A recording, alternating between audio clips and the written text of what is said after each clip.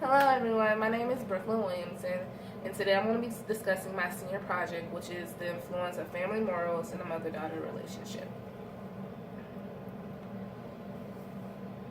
Two main points that I would like to focus on today are the mother-daughter bond, and then the second point will be the cognitive dissonance theory.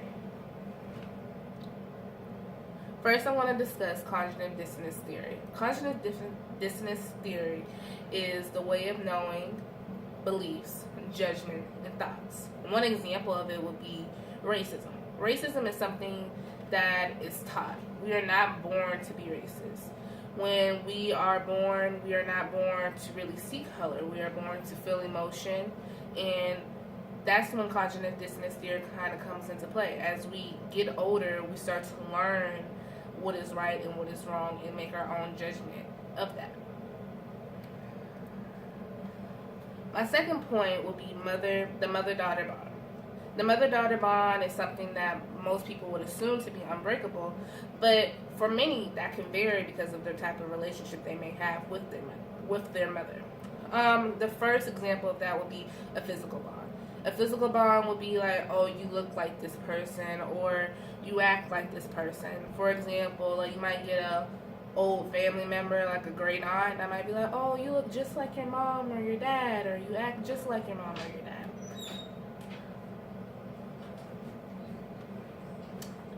Another example of that would be the mental bond. The mental bond can vary from a relationship because some people may not have the greatest bond with their mother. Some people may have a kind of a awkward relationship. Some people may have like a great, like, oh, we're the best of friends relationship. It can vary from person to person. Another point would be society. Society plays a very important role because it has grown and developed over the years. For example, there are different types of acceptance now in society: how we dress, how we look, how we can wear our hair, tattoos, piercings. Another example is how women have developed over the years as well. It used to be that women had to be fully clothed. Now you see us wearing more short clothes, capris, pants even was a big thing for us coming out. And also more communities are being accepted, like the LBGT community and different other communities for environment savings and all types of things. An article I would like to focus on was written by Elder Mueller. This article focuses on the judgment and decision making a child has and the different types of points of view that come into play, and how it may not just be the parents' point of view, but also the grandparents' point of view that may make a further judgment later on down the line. For example, if you were around your grandparents growing up a lot, you may notice that some of your decision making and relationship wise come more from your grandparents' point of view other than just your parents' point of view, or they might be like a mush of both of them together. Another important factor is family advice. An article written by Hay is about how family advice can be either relevant or irrelevant depending on the relationship that you have with your parents, especially in this case, your mother. So if you were involved in a romantic relationship and you didn't know what to do, you didn't know for sure if you should stick with it because a tricky situation happened, or if you should not stick with it because you're like, well, you're young and you have all this time, and you want to talk to someone with a little bit more wisdom.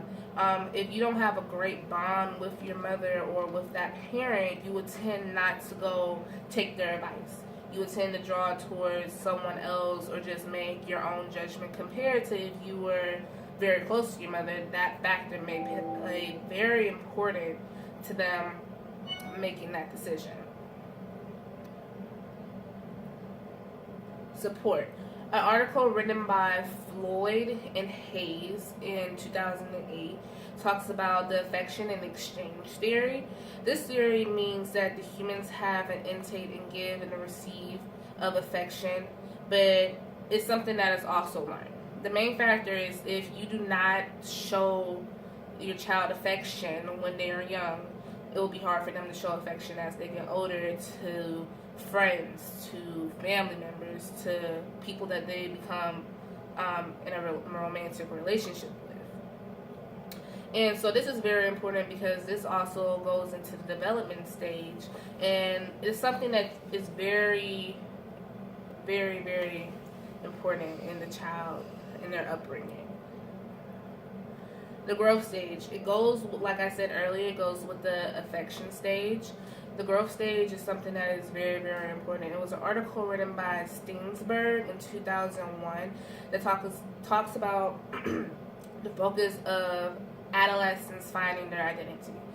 If a person does not know who they are, or it may seem like you have to have a little bit of concern over your child, it may be because, like, you don't know for sure if you did the right thing when they were growing up, like showed them an amount of affection, showed them an amount of love. So we have different judgments, how like that is a very prime stage between like 16, technically 12 and 16, when you go through the premature stages and the teenage stages, and then even 18 to 25, because your child is generally trying to find themselves, generally trying to think of who they are, figure out different ways to make things better.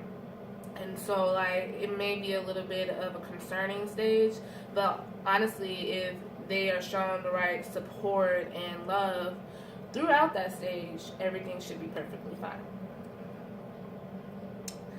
Alright, so a brief discussion is that all these factors play a very important role in how a mother and daughter bond, is formed. You need to make sure that your child has a good support system. You need to make sure that your child is showed affection, and you need to make sure that you're there for your child. And then the situation with this theory coming into play with the mother and child bond is that everyone's relationship with their mother is different. So it may be lack of not showing one of these steps that may be the reason why you and your child aren't as close, or the reason why you and your child don't have as strong of a bond. And the great part about it is that it's something that can be worked on throughout the years. It just comes down to both of the people wanting to come together and make it happen. Thank you for watching.